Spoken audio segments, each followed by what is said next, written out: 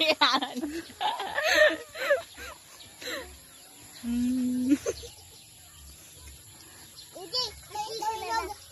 Hindi ba ga?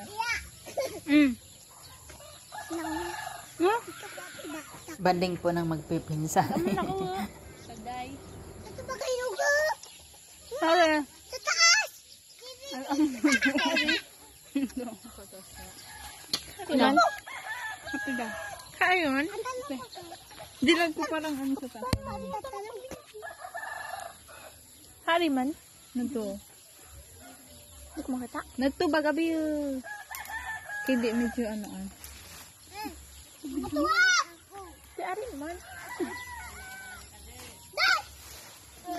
Ay, di pa di. Ano pa? Sisil pa. Ayan. Ubal? Ayan na na. Saan na?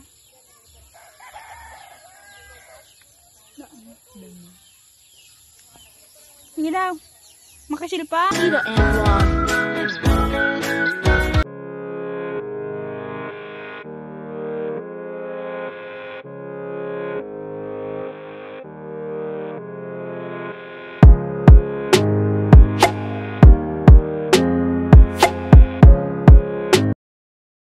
Please hit the subscribe button and the notification bell, like, comment, and share. Hindi asa dang papa. Ayan na po mga lalabs. Yan po ang kanilang banding habang wala pa po silang pasok. Yan, sila po yung magtatanim ng mais, kamote, at kung ano-ano pang mga gulay o halaman sa paligid ng bahay. Ayan po mga lalabs, nakakaroon po sila ng banding, nakakaroon po sila ng happiness, joy and happiness habang sila ay gumagawa na kung ano-anong mga bagay dyan sa paligid ng bahay. Ayan po mga lalabs, kita nyo. Lagi pong sinasabi sa kanila na ayan, abang bakasyon, magano po sila magtanim ng mga kung ano-anong pagkakaabalahan nila o maging busy sila sa paligid ng bahay.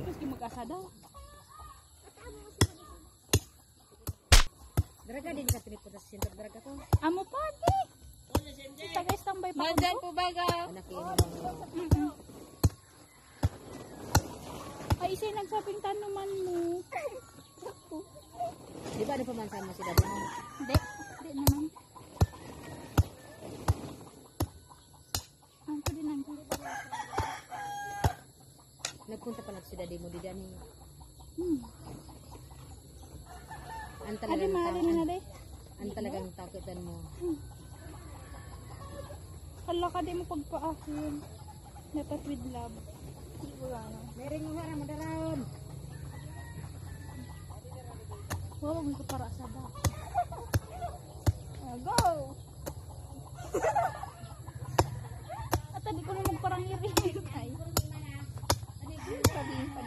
Hindi mo natigabutan kay payaban. Mami. Sarap pakinggan ang mga tunog sa paligid, iba't ibang uri ng hayop. Tuloy pa tang. Ano pa? Natawa ko sa kasabayan na narinig.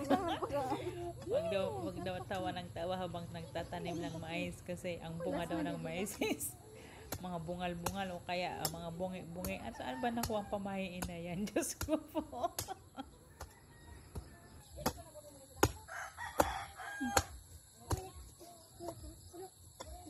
Gusto nanta si Mamang nagdan ubos dito ng batas. Ayun ni kaya dako lang tanay butang. Sige, kaya pa. Go! Go. Tanim lang. Yan. Ayos!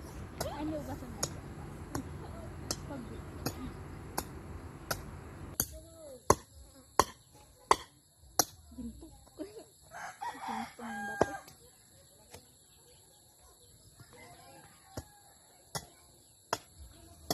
Exercise na rin yan, nak. Go. Ate Angel and Ate Shia, go. Exercise. Go, go, go. Exercise with banding. Jusa din ang tubo. Kaya po. Mindset ba?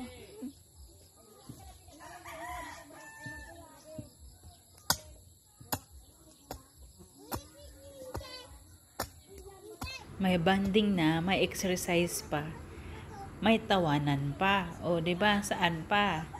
The best therapist in our life. 'Di ba mga lalabs? Ayan. Kaya enjoy lagi lang tayo sa buhay. Wala bungo. Wala bungo ko.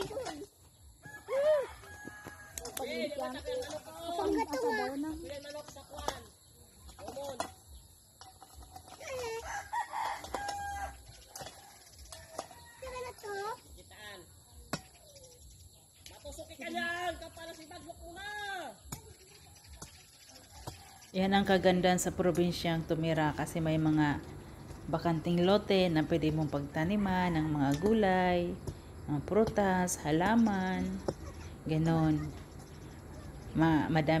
Malaki ang malawak ang iyong pagtaniman.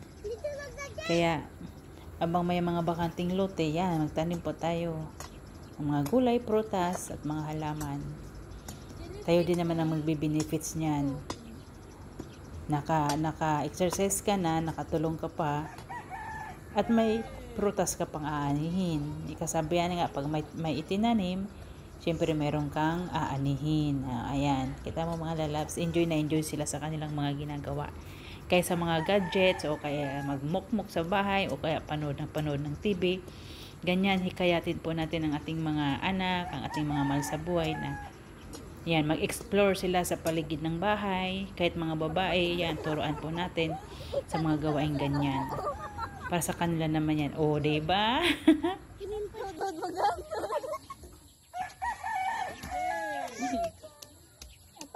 Tuwang-tuwa sila sa kanilang mga ginagawa. Enjoy na enjoy pa. Ay. Sobre lagi. Magtanim ay di biro. Ayan. Ang pagtatanim ay hindi biro.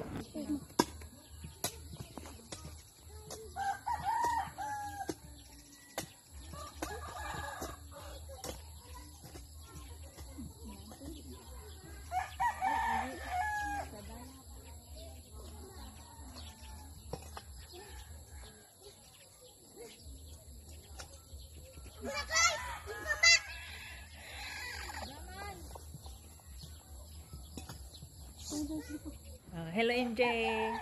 Hello MJ. Patsilip-silip ka dyan. Tawa-tawa si MJ. Pasilip-silip dyan. Walang ginagawa. Magpasaway kila atin nila. Ate MJ. Ayan na si Ate Angel. Thank you for always watching. Ayan po mga lalabs. Ang budbida ka, Rajil. Gayit. Sa ready. Ito naman po yung namimita sila ng kalamansi. Diyan din yan. Sa mga tanim din po nila yan mga lalab. So ayan. May itinanim sila. Ayan. Nag-aani na po sila ng mga bunga ng kalamansi. Ang lalaki nga. Pero konti lang po yung bunga niya ngayon. Kasi nga na timing nga na yung laging umuulan. Kaya ayan lang po yung mga bunga niya. At least mayroon na po silang magagamit. Hindi na po sila bibili. Ayan po. Yung magtita. Yung tuwang-tuwa sa pamimitas ng mga kalamansi. Yan na, may kalamansi na, may sili pa. Saan na? Hindi mo na bibilhin, di ba? Ayan. Parang cherry daw yung mga bunga. Paano maging cherry yan? Kalamansi yan, nak. Ano ka ba talaga? Kalamansi yan. Hindi yan cherry. Ang lalaki, di ba? Ang gandang mamitas. Isang tips po mga lalabs, pag hindi po kayo pwede mamitas ng kalamansi pag basa. Kailangan dry po siya. Yung mainit para hindi po yung mga steam nila hindi po mapapasok ng tubig para hindi po sila mamatay agad.